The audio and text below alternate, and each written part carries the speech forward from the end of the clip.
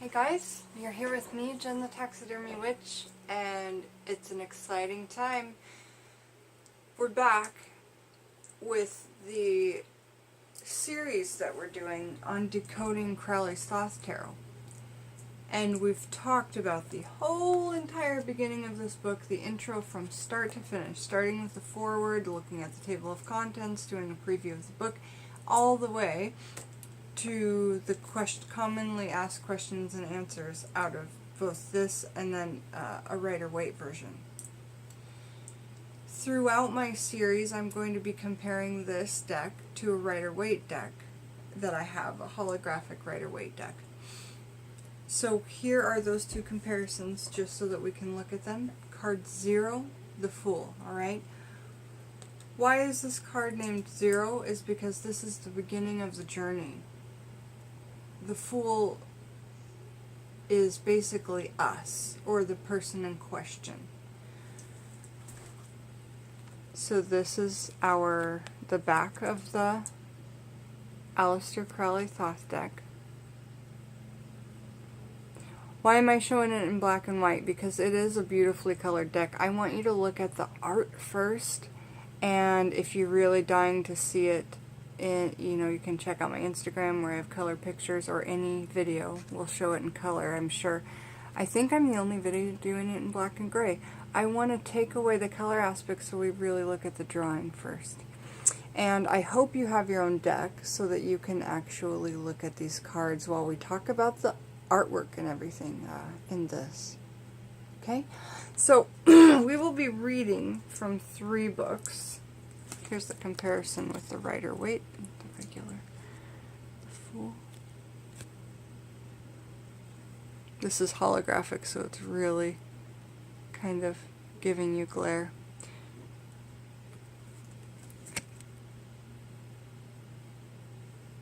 Okay. Alright. So, now to say that I will be reading from 3 books, not just this book. When I do one of my herbal videos and talk about strawberries, I look through all 50 of my books and then I get information out of 9 or 12. In the video I've got all the books, all the information I can find. In this video it's going to be no different. This is my method of collecting information. Getting it from all the sources I can, gathering it into one and giving it to you for your collective whatever, Book of Shadows, Grimoire, what have you. So, firstly we'll start with the deck that comes out of, this is the box that the cards come in. It does come with a little tiny deck, and it does say, a little tiny book, excuse me. And it does, have like 40 pages in there in small print. So there's quite a bit of information. It's not, in my opinion, enough to even, I think it's enough to frustrate somebody. It's easier to use your intuition than it is this little book. But at least it's something. So I always read from there what it has to say. Because also, not everybody that gets the pack, some people get it used and it doesn't have this book. So I'm helping you read along in this book as well, okay? I've met 3 people now on my channel who have the deck but bought it used and don't have this. So the next book I've got is a vintage book that I found online. And it's the Tarot Divination, the Equinox by Aleister Crowley. And so it'll say a little bit. And then lastly, we'll have the bulk of the information always out of this book, which is why I'm doing the decoding series, because this book is so great. Alright, so we'll start with the little guy. Here we go. My books are my magical tools, so I spray on Florida water. Alright, now let's go. There's 3 places it appears in this little tiny pamphlet. It appears on page 7. And on page 7 it says, 0, the Fool, in spiritual matters represents ideas and thoughts, which endeavor to transcend earth. In material matters reveals folly, reveals folly. eccentricity, even mania. It represents a sudden, unexpected impulse. All right. And then it will speak about it again on to page 17. And this part of the little pamphlet is talking about the exhibition of the playing cards, the tarot, the Book of Thoth, the 78 paintings. So in particular, it's talking about that. And so Zero the Fool is air or vacuum or puissant innocence. He holds the male element of fire, the female element of water, the sword of air, and it's talking about the art of the card, so if you're looking along, that will be really good. And the disc of earth. He is the green man of spring, the great fool of the Celts. So Bacchus, the green man. There's many, many names for this god, right? Where am I? All right. The great fool of the Celts, Dulaw and Parsifal. He is also Zeus, Arigonolus, Dionysus, that was the other one, Zagorus, Bacchus, Diphuhes, and Baphomet. Okay, Baphomet. All in the Fool, alright? Or this picture, this depiction is... Alright, so now next it appears on page 37 when it's talking about the catalog. It says, the Fool is air, emptiness, also potential purity. He holds the wand of fire and the cup of water, the sword of air, and the bag of planetary discs. Round him is the rainbow issuing from and returning to his heart. He wears the fool's cap, the horns of Bacchus. He stands on Harpocrates, the Egyptian symbol of adolescent fertility. He is unconscious of the tiger tearing at his side. He is the... He is the green man of the Celts, Dulaw, Parsifal. This is the moment of divine consciousness. If I pronounce any of these gods or goddesses' names wrong throughout the series, if I pronounce words wrong, I apologize. But doing this series and reading in general on my channel does help me build my skills, so thank you. And I know that this helps you, so I just wanted to say that. I'm not the best reader. I'm not a scholar. I graduated high school and did college for trade after, you know? Alright. So yeah, next it will talk about, you know, the next card, and that's all that's in this book. So that is a good about, like, a little bit of information, okay? Enough to kind of grasp upon and look at the card for intuition when you're first starting to get to know it, because that's what you want to do too, is really look at the pictures and go on your intuition. You can read just on looking at the pictures and not even... You can cut off the words and the letters and the numbers so you can't even read what it is and just go by the pictures on intuition. On the Rider-Waite you can't, because you can literally translate the cards and see that it's the Nine of Cups because there's 9 cups in the picture. In this deck it's not like that. It's more of just a general picture. If you really look, sometimes you can figure out what it is, but it's not as easy.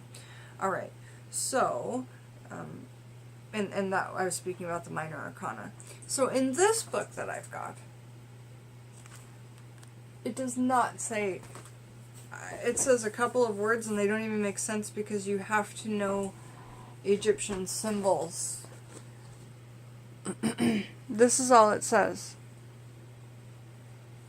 The foolish man, the spirit of... Symbol, symbol, symbol, symbol, symbol. It has a letter A and then just symbols.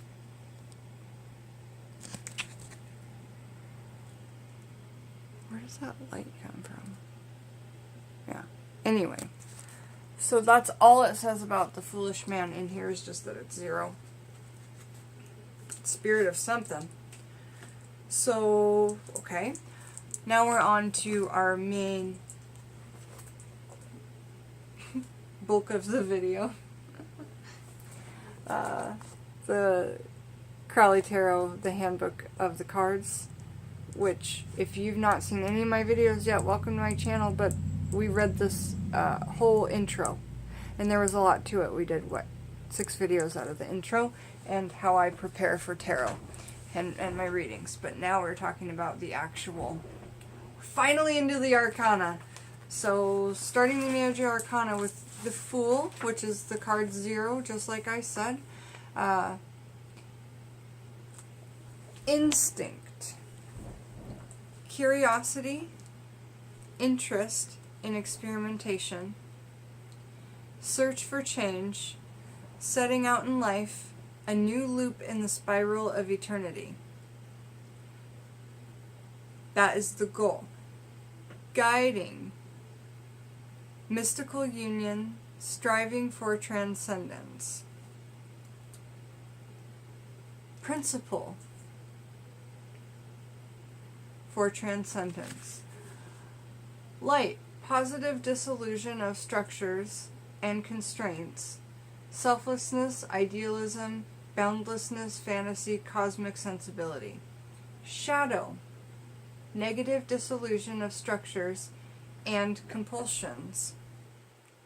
Vagueness of goals, daydreaming, infantism, irresponsibility.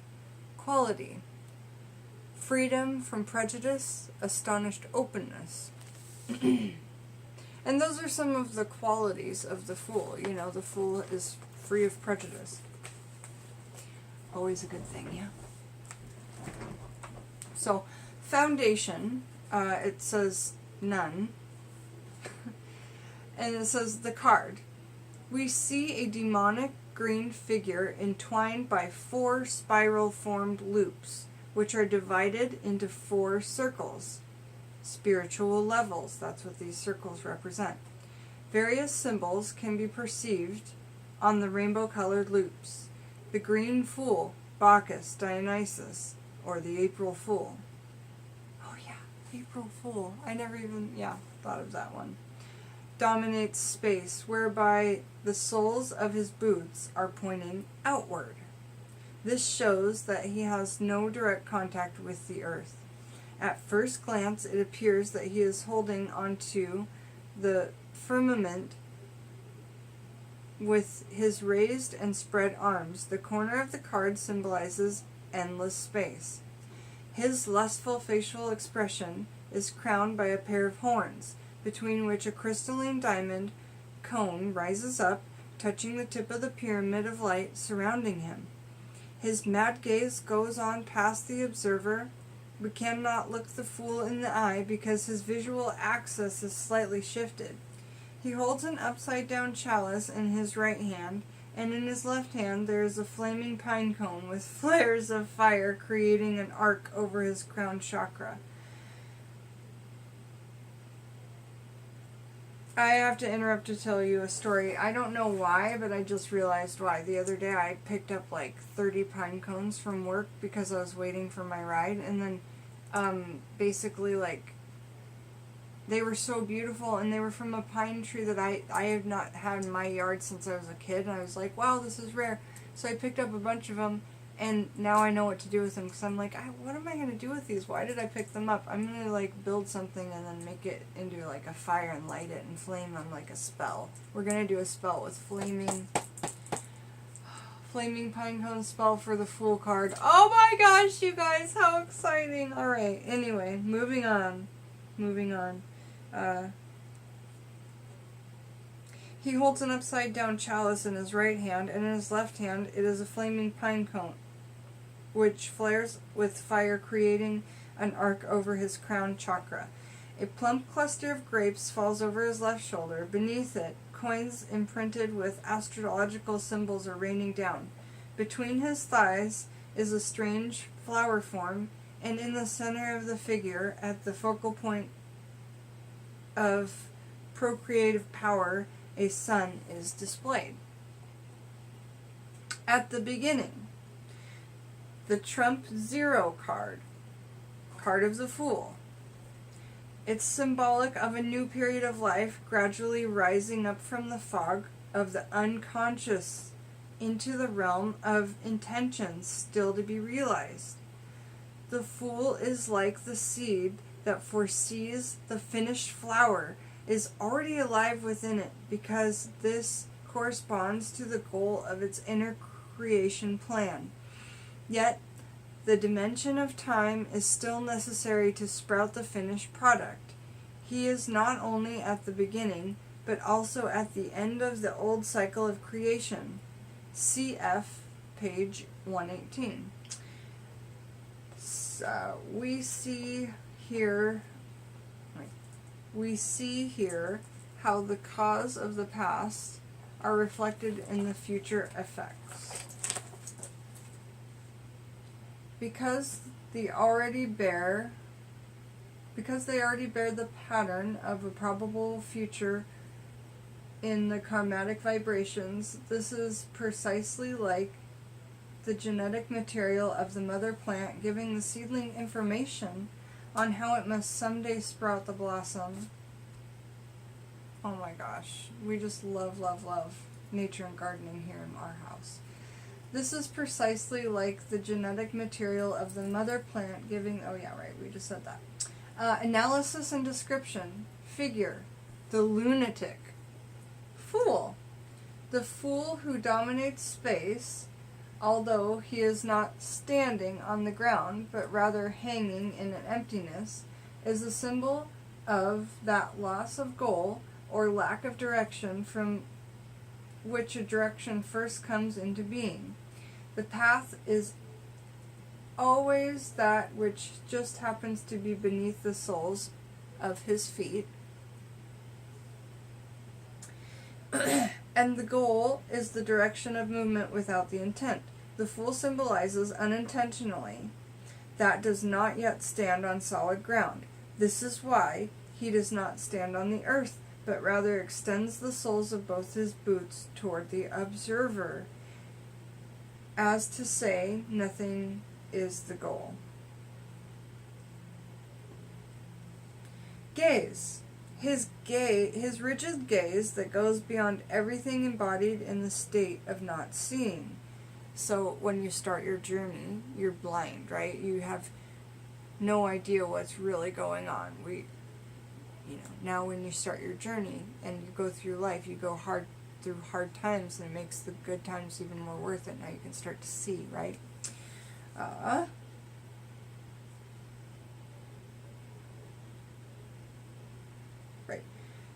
In the enigma of his vision, the fool experiences himself beyond all time-space forms of thought. He becomes acquainted with his deep inner being that cannot be comprehended in words, carrying within itself all of the availabilities still unformed. Head. He has 2 horns on his head, and between them a crystalline cone of light. The horns symbolize the lust for life that is not aimed at finding enlightenment. The longing for light and connection with the cosmos is expressed in the crystalline cone of light. Yet, since the fool can only manifest this longing through the ego, he only harvests the manna of belonging nowhere or being in between, the realm of the pneumania, which excludes all images and conceptions, rises in the pyramid of light behind his head. Hands. The upside-down chalice, water, is in his right hand, and the fire in his left are alchemical symbols. The highest goal of the alchemist is to transform that which is base into something elevated. Through the connection of these apparently irreconcilable opposites, right? Fire and water. So, part 2, the background elements. Fire. The background is formed by the not yet accomplished collision of water and fire. The tongues of flame encircle the green figure that is larger than life as it protrudes from space. They are concentrated into a radiant sun within the sexual chakra of the April green fertility god and the god of belting. That's when everything is happening, right? Water. The water that flows on the left side from above to below collects on the lower border to form the water of life, the Nile with its lotus stems, from which the archetypal primitive instincts creep the crocodile that you can see at the bottom of the card, in between his 2 feet and in between the 2 rings. It's green.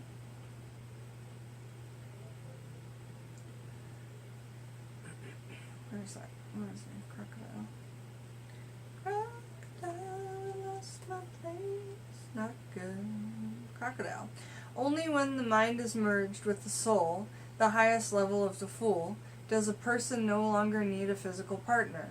Now he or she partakes directly in the original source with all its being, found within the eternal act of love.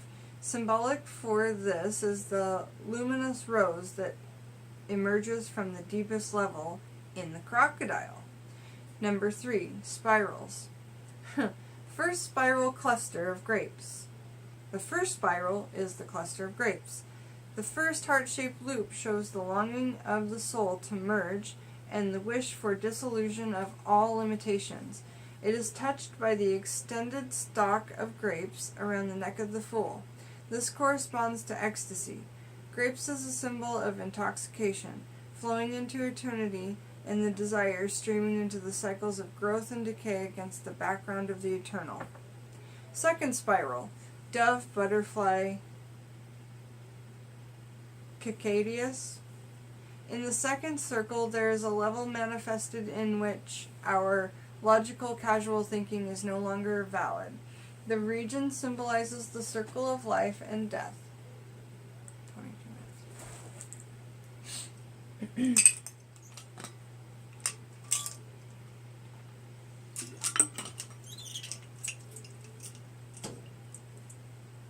All right.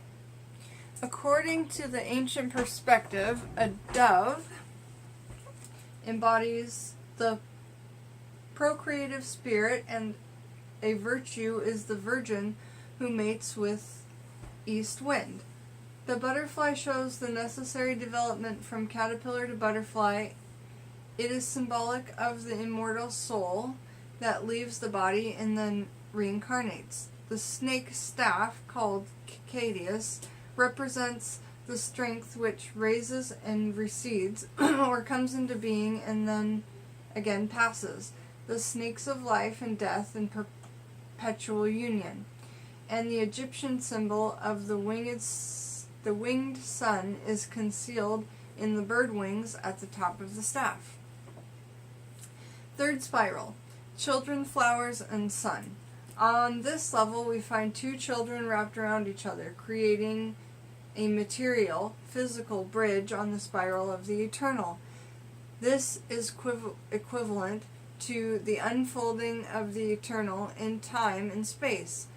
Above them, between the legs of the Fool, we find an odd trilobate flower form, a symbol for transformation, conveying the energy of being, children, to the creative realm of becoming. The sun in the middle of the card embodies the genitals of the Fool. This succession of children, flowers, sun perhaps corresponds to what the esoterics call the longing for the divine or cosmic radiation. The physicists term it the electromagnetic vibrational field, EMF, and the psychoanalysis label it libido. This trinity shows the desire for merging with the eternal, corresponding to Eros, or the Kundalini energy in yoga, and leading to the creative act of conception on the level of developing into a human being. The fourth spiral, the crocodile and tiger.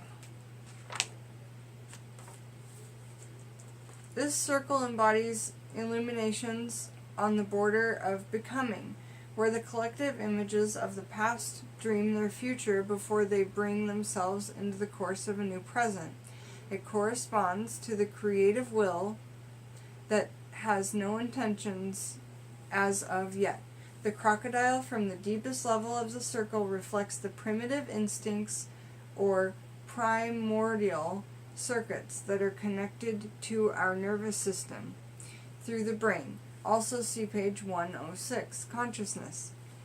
This is equivalent to the instructional reaction of the small child who shows an as yet undifferentiated connection with the primitive form of life through its instructional emotional greed. The tiger which bites the fool on the thigh is symbolic for the instructive aggression that once guaranteed survival for primitive humans, but later became represented in the root of our unconscious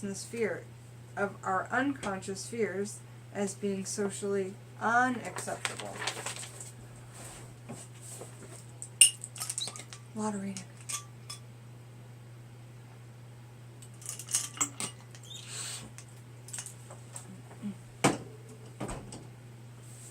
Alrighty. Interpretations. Background, the circle of creation. The fool is symbolic of the first creative impulse, initiated by the Spirit of God. He symbolizes the turntable in the divine plan of creation. On the one hand, the fool embodies the void on the border of becoming. On the other hand, it is precisely as a result of his becoming something that turns him into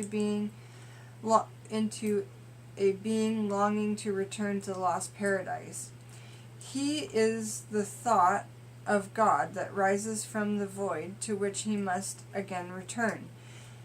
And we therefore encounter the well-known question regarding the ultimate significance right to the beginning.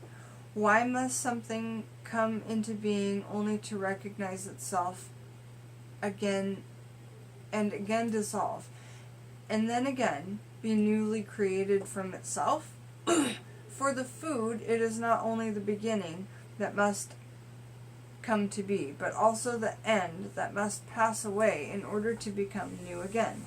At the end of the cycle, the universe dissolves itself into oblivion for food, and yet he has no personal intentions, and within himself he represents the potency of the original void before it becomes integrated into a new developmental spiral.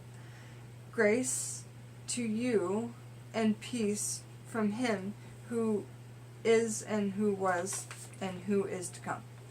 I am the Alpha and the Omega and the first and the last and the beginning and the end. Revelations 1.422.13. General. The fool is then the unrevealed condition, the original totality, the state before the beginning of time. He shows that we are entering a new area of life with astonishment. So if the Fool card will pop up in a reading, it's going to be a new area of life. A really whole new chapter, I suppose you could say. So that's a good thing to remember during your readings. He shows up when we're entering a new area of life with astonishment, without definite expectations, and often without even any previous knowledge of it. We have the chance to, so it'll come out of the blue. Whole new chapter, out of the blue. We have the chance to start again, and this opportunity can be fulfilled in all areas of life. Psychologically seen, the Fool represents the inner impulse to go off into the unknown. He therefore follows the longing of his soul, which simultaneously carries the inconceivable as a starting point, and also as the final direction into a new cycle of life. The carefulness of the fool corresponds to the trust of the child's soul, still remembering the cosmic laws and not yet knowing the rational explanatory model of the world. Next, we're going to talk about consciousness.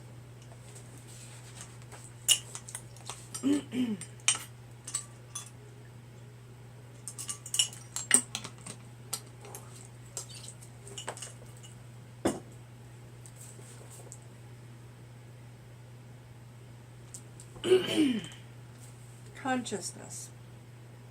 On the level of consciousness, the fool personifies the astonishment that, according to Plato, is the beginning of all knowledge. The fool is at the beginning, in the void. His entire self is still so filled with cosmic experiences that the rational basis of the material world is, with its functional course of action, is missing. His conscious experience is influenced by dreams in the dream world, for this connection to the inconceivable still dominates. Although the wisdom of the fool symbolizes greatest maturity, this does not mean that every fool is a sage. He stands at the beginning of a journey that will lead him back to himself at the end of the path. But in the course of this journey, he must experience reality and become mature and older in order to turn back to the source of his childhood. Okay? Even if we instinctively sense that the goal lies in the source itself, there are no shortcuts that would save us the arduous detours. Do you understand? The fool must go through these journeys. It's not an option. There's no way around it. And I would guess that when a fool card came up in a layout, you better take it seriously, because it's something that's going to come out of the blue, and it's something that's going to be big and life-changing. So there, be warned. And also, it's something that you might not be able to reverse. So, holy potatoes, let's be on the lookout for that. Where are we at time-wise? Alright, I got to say goodbye. Well, I guess we're going to have to come back and talk about the Fool card, you guys, because we did not get through it all. Alright, come back with me, Jen the Taxidermy Witch. There'll be a part 2 to the Fool card. Bye-bye.